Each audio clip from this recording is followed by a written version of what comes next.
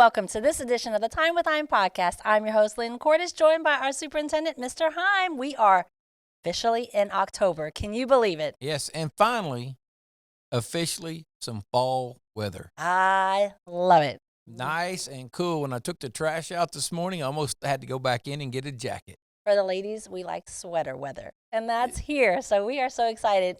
In addition, we have finally brought on a guest since the start of the school year. Oh, yes, and a very important subject to talk about today. Yes, and this month is Dyslexia Awareness Month, so we found it fitting to bring Miss Janet Hanza, our district coordinator for dyslexia. So, Ms. Hanza, thank you so much for joining us today. Yes, welcome, Ms. Hanza.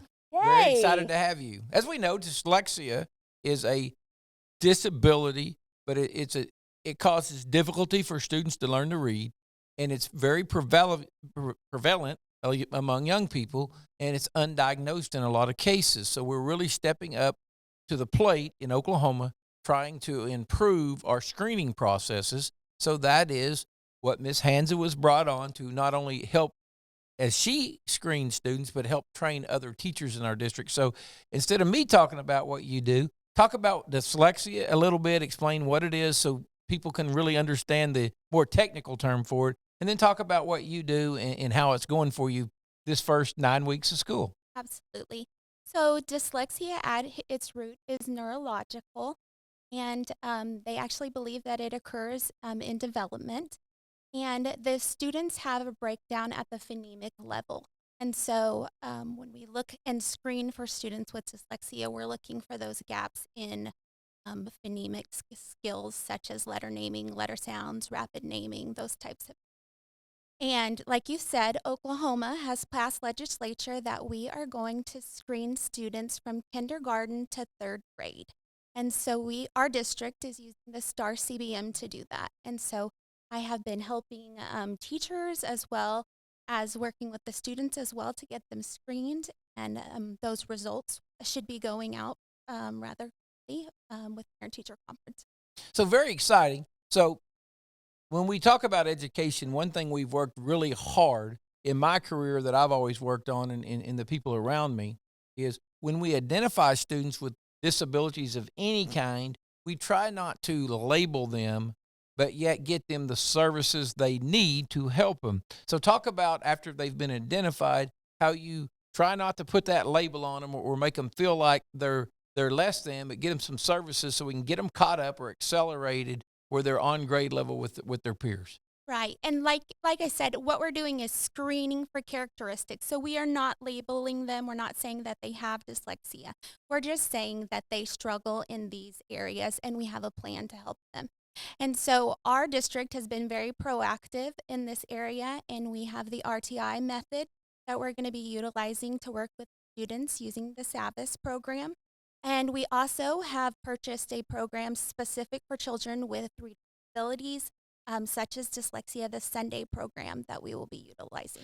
So very exciting. So again, to repeat and make sure I got it right, you're not labeling students, you're just looking for those characteristics. And if we find those characteristics, then you make sure we step up our game in providing those supports. And one thing we talk a lot about, good instruction is good instruction for all students. Absolutely. So that's what's exciting about this. We're looking to help any and all students. So any students that are showing struggling in reading, we want to get them help, whether they have dyslexia or just a few of the traits. So exciting about that. What else would you like to share with our listeners?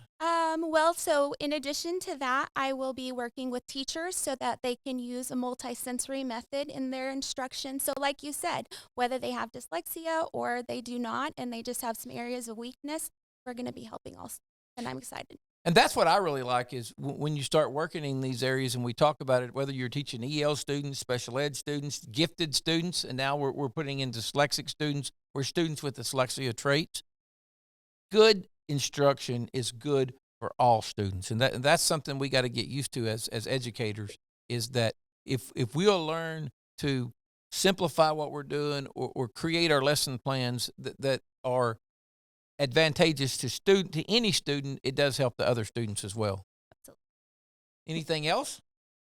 I just have a question because you use some of the acronyms that our families are not used to. So example, RTI, what is RTI and how does that impact the student?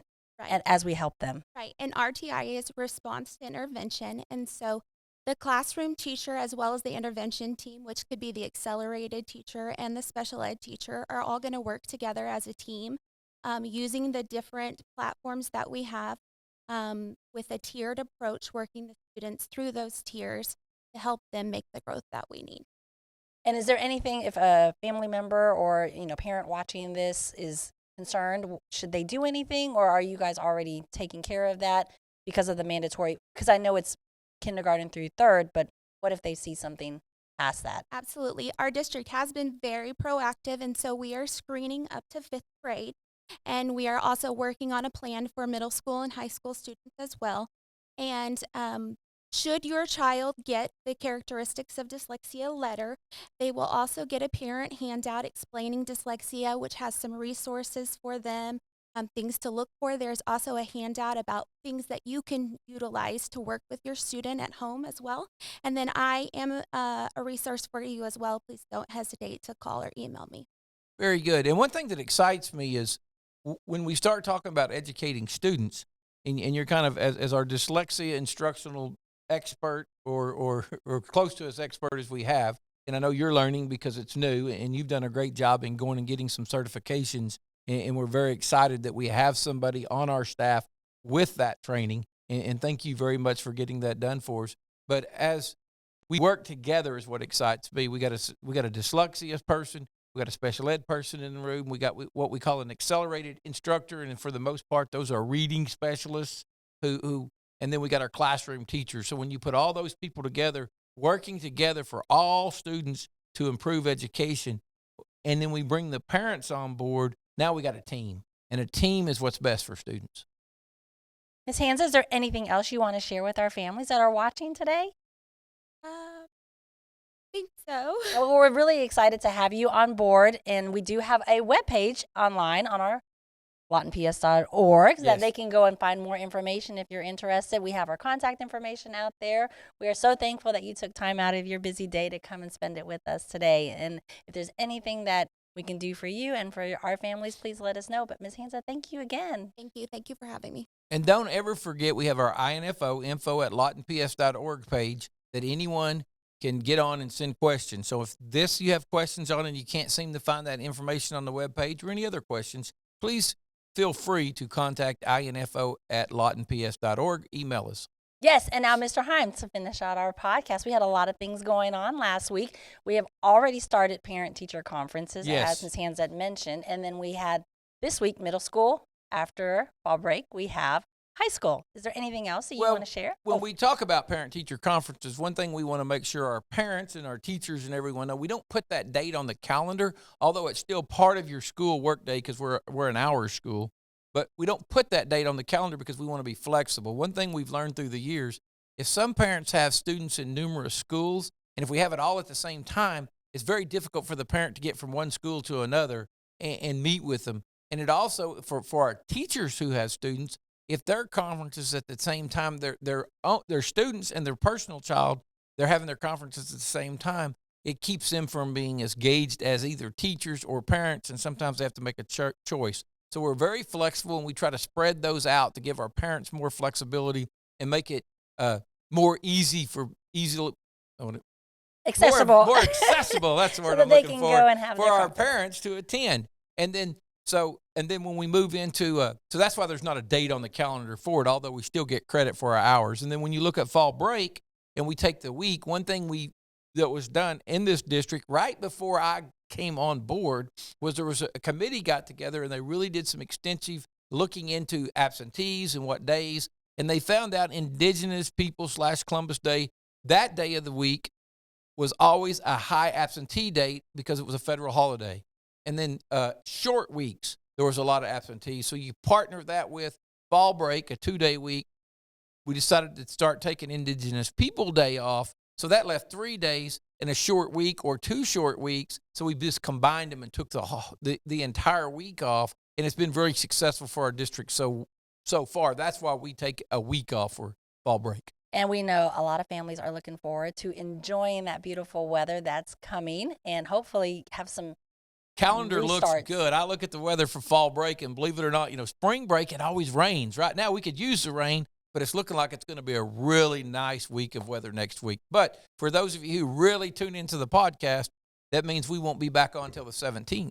And we are going to have our students later on in the month Yes. after we get back from fall break, so we can't wait for that podcast as well. We want to congratulate our unified sports teams. Last week, Central Middle School and several of our other students went out to Fort Sill to have a bowling event. Very exciting. The unified gives both sides get a lot out of it. I always enjoy watching those sporting events and those activities just to see that how it proves how much students learn from each other.